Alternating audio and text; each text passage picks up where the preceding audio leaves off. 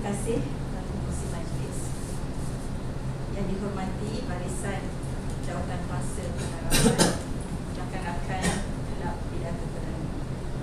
Assalamualaikum warahmatullahi wabarakatuh dan salam sejahtera. Tajuk saya pada petang ini seperti mana yang telah dikatakan oleh Tuan Pengerusi Majlis tadi adalah kekal sepanjang hayat.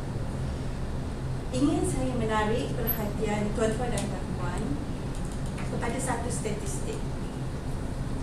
Statistik perceraian di Malaysia.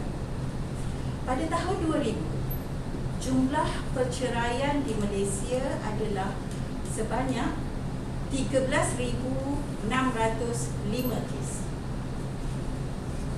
Pada tahun 2009, jumlah kes perceraian di Malaysia adalah sebanyak 26,116 kes. Tuan-tuan dan puan-puan, berapa peratus peningkatan selama 10 tahun itu? Ya, 100% ataupun 2 kali ganda. Menurut Timbalan Menteri di Jabatan Perdana Menteri, Datuk Dr. Mashita Ibrahim, setiap 15 minit berlaku satu perceraian. Tuan-tuan dan puan-puan, ini adalah statistik yang membimbangkan kita. Tuan-tuan dan puan-puan, sebahagian besarnya telah melayari bahtera rumah tangga, sedang berada di dalam perkahwinan. Adakah kita akan menjadi salah satu daripada statistik itu? Tuan-tuan dan puan-puan, kalau kita imbas daripada statistik tadi 10 tahun yang lalu, dan kalau kita imbas statistik sebelum itu, jumlah perceraian adalah jauh lebih rendah daripada jumlah perceraian masa kini. Jadi saya ingin mengajak tuan-tuan dan puan-puan untuk berfikir sejenak, merenung sejenak.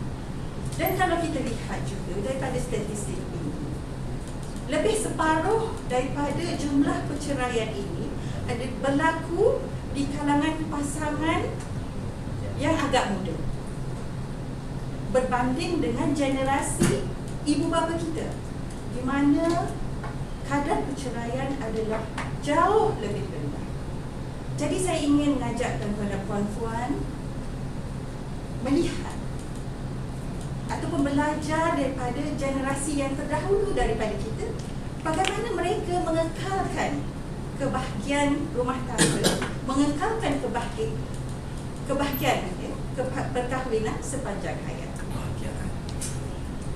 Saya ingin berkongsi kisah sepasang warga emas yang amat dekat di hati saya, iaitu kedua ibu bapa saya yang sedang ini dalam kategori warga emas di umur 70-an.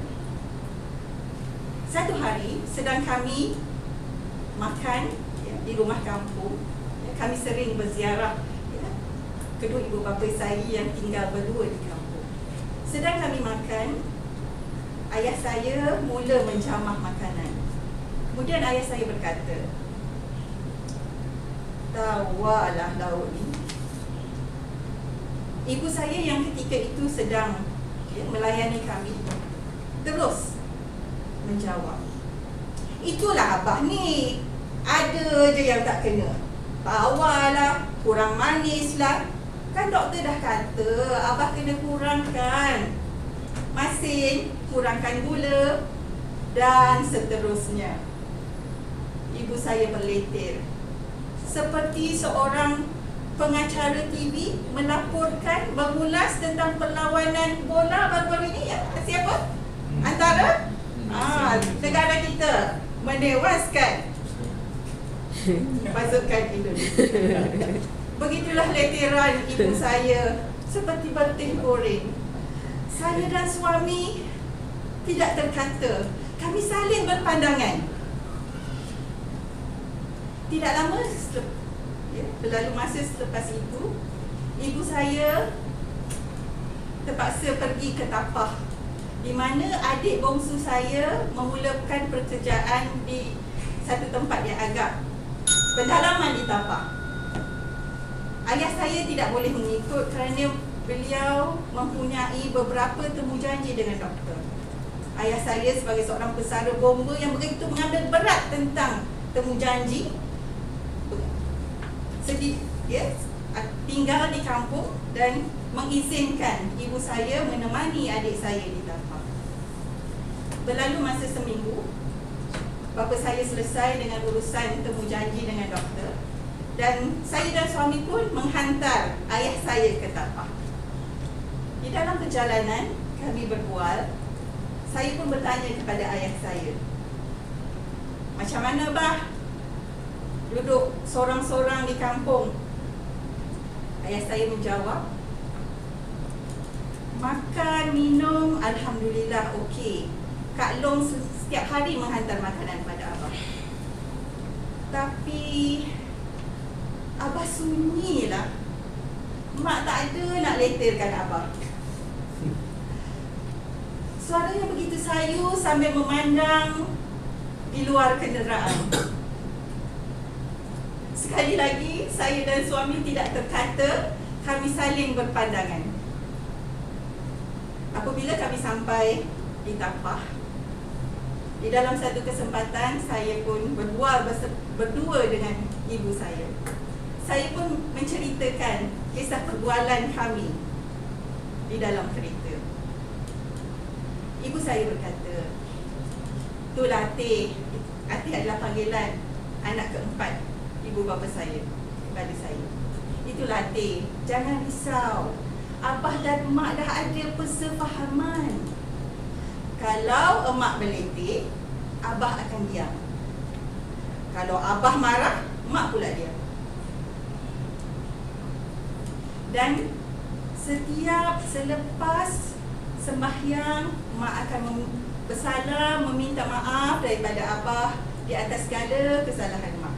Dan begitu juga, ya, abah memaafkan mak dan dia pun meminta maaf di atas kesalahannya.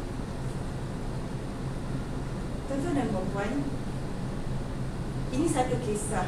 Mungkin kita banyak lagi kisah mutiara-mutiara yang ada pada generasi terdahulu yang perlu kita pelajari atau perlu kita renungkan supaya kita dapat mengambil pengajaran daripada kisah-kisah mereka. Dan mudah-mudahan apabila kita mengambil pengajaran pada kisah-kisah mereka, ya, akan kita boleh berusaha untuk mengekalkan perkahwinan.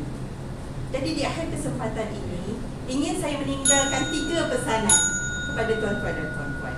Jadi untuk memudahkan tuan-tuan dan puan-puan mengingati, pesanan itu adalah T, H dan M. T, terimalah pasangan anda seadanya. Kedua, H, hargailah pasangan anda. Ketiga, M, maafkanlah kekurangan ataupun kesilapan pasangan anda.